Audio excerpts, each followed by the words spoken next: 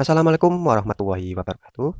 Selamat pagi, selamat malam, selamat sore bagi teman-teman yang baru menonton video ini. Semoga selalu diberi kesehatan dan kemudahan oleh Allah Subhanahu wa Ta'ala. Oke teman-teman, pada video kali ini kita akan membahas SKB Guru SD CPNS tahun 2020, yaitu untuk materi COVID-19 di lingkungan pendidikan. Oke, sekarang kita ke soalnya. Untuk soal yang pertama, pada saat satuan pendidikan sudah dibuka, Kepala Dinas Pendidikan Provinsi atau Kabupaten Kota sesuai kewenangannya bertanggung jawab untuk titik-titik A. Pendataan kondisi warga satuan pendidikan yang terdampak COVID-19. B. Informasi tingkat resiko COVID-19 di daerahnya. C. Informasi status pembukaan kembali satuan pendidikan. D. Memberikan peningkatan kapasitas kepada pengawas sekolah.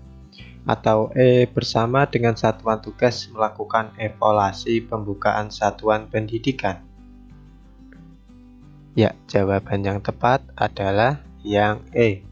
Bersama dengan satuan tugas melakukan evaluasi pembukaan satuan pendidikan. Kita lihat pembahasannya.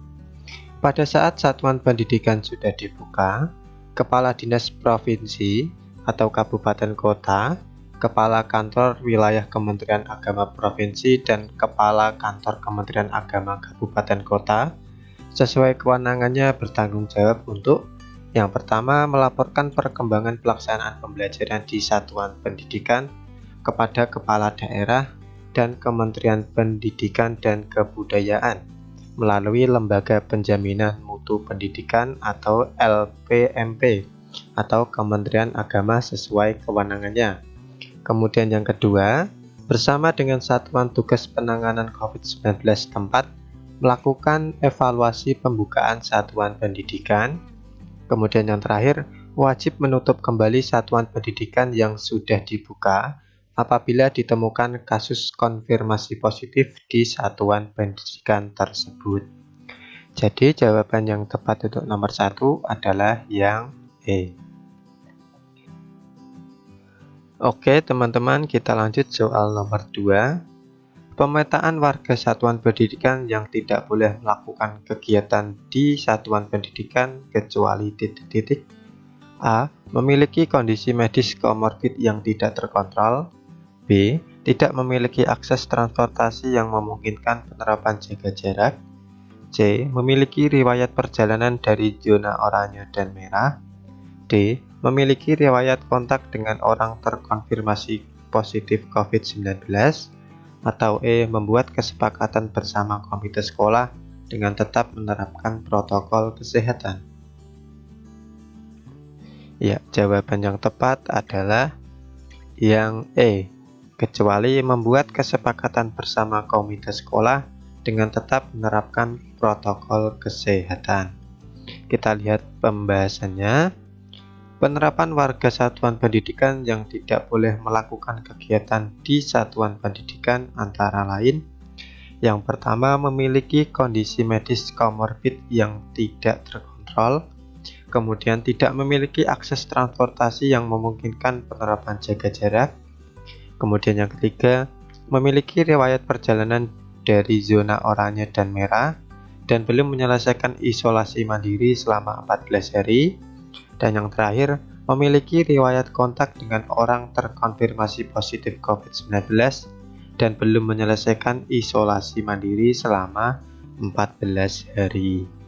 Jadi jawaban yang tepat untuk nomor 2 adalah yang E. Selanjutnya soal nomor 3.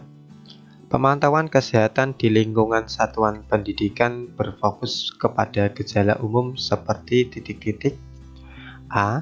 Suhu badan kurang dari 37,3 Celcius dan diare. B. Batuk dan sesak napas. C. Demam dan diare. D. Sakit kepala dan diare. Atau E. Pilek dan migrain. Ya, jawaban yang tepat adalah yang B. Batuk dan sesak napas. Kita lihat pembahasannya. Pemantauan dilaksanakan setiap hari sebelum memasuki gerbang satuan pendidikan oleh tim kesehatan. Pemantauan kesehatan berfokus kepada gejala umum, seperti yang pertama suhu badan kurang dari 37,3 derajat Celcius, kemudian yang kedua batuk, kemudian yang ketiga sesak nafas, kemudian yang keempat sakit tenggorokan, dan yang terakhir adalah pilek. Jadi jawaban yang tepat untuk nomor 3 adalah yang B. Selanjutnya soal nomor 4. Jika warga satuan pendidikan memiliki gejala umum seperti batuk, pilek, dan suhu badan lebih dari 30 derajat Celcius, maka tindakan pihak sekolah adalah titik-titik. A. Melaporkan ke Puskesmas. B. Dibiarkan dahulu. C. Diminta untuk kembali ke rumah untuk melakukan isolasi mandiri. D. Melaporkan pihak berwajib. Atau E. Menghubungi satuan pendidikan. Ya, jawaban yang tepat adalah yang C. Diminta untuk kembali ke rumah untuk melakukan isolasi mandiri. Kita lihat pembahasannya. Jika warga satuan pendidikan memiliki gejala umum sebagaimana dimaksud yang di atas, atau batuk, pilek, dan lain-lain, maka tindakan sekolah wajib diminta untuk kembali ke rumah untuk melakukan isolasi mandiri selama 14 hari. Jika gejala memburuk, dibawa ke fasilitas pelayanan kesehatan terdekat. Jadi jawaban yang tepat untuk nomor 4 adalah yang C. Selanjutnya soal nomor 5. Perihal prosedur pembelajaran tatap muka di satuan pendidikan yang berada di daerah zona hijau dan kuning, bagi adanya kantin atau pedagang kaki lima di satuan pendidikan adalah titik-titik. A. Boleh. B. Tidak boleh. C. Boleh asal tidak lama bukanya. D. Tergantung pihak kepala satuan pendidikan. Atau E. Boleh asal bergantian. Ya, jawaban yang tepat adalah yang B. Tidak boleh adanya kantin dan pedagang kaki lima. Kita lihat pembahasannya. Pembahasannya adalah tidak diperbolehkan. Warga satuan pendidikan disarankan untuk membawa makanan atau minuman dengan menu gizi yang seimbang. Jadi jawaban yang tepat untuk nomor 5 adalah yang B. Oke teman-teman, kita lanjut soal nomor 6. Perilaku wajib protokol kesehatan COVID-19 di seluruh lingkungan satuan pendidikan adalah titik-titik. A. Membawa hand sanitizer, jaga jarak, dan baju APD. B. Cuci tangan, hand sanitizer, dan jaga jarak, dan baju APD. C. Membawa handuk kecil, masker, dan jaga jarak. D. Masker, cuci tangan, jaga jarak, dan etika bersin. Atau E. Jaga jarak, dilarang bersentuhan, dan membawa sarung tangan. Ya, jawaban yang tepat adalah yang D. Masker, cuci tangan, jaga jarak, dan etika bersin. Kita lihat pembahasannya. Perilaku wajib protokol kesehatan COVID-19 di seluruh lingkungan satuan pendidikan antara lain. Yang pertama, menggunakan masker 3 lapis atau 2 lapis yang di dalamnya diisi tisu dengan baik, serta diganti setelah digunakan selama 4 jam atau dalam keadaan jika sudah lembab.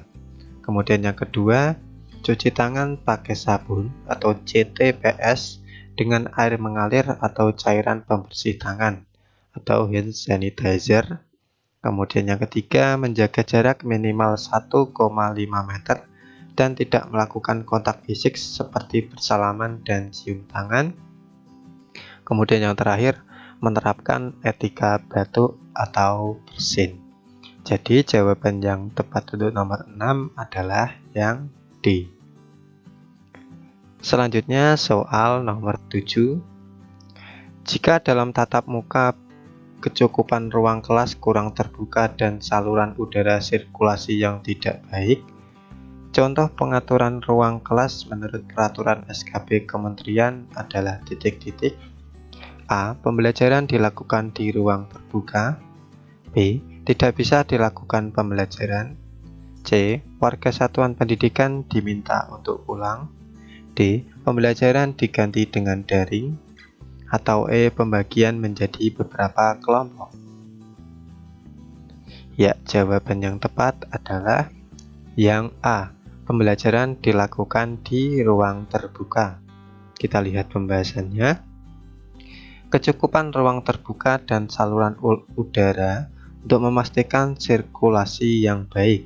Contoh pengaturan kelas apabila sirkulasi udara di dalam kelas kurang baik atau ventilasi ruangan kelas tidak memadai, pembelajaran tatap muka disarankan dilakukan di ruangan terbuka di lingkungan sekolah. Contohnya di teras kelas atau di halaman sekolah.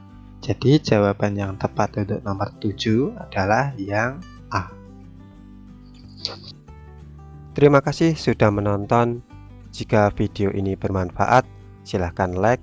Jika tidak bermanfaat, silahkan dislike. Dan jangan lupa sebarkan ke teman-teman kalian jika bermanfaat. Sampai ketemu di video selanjutnya.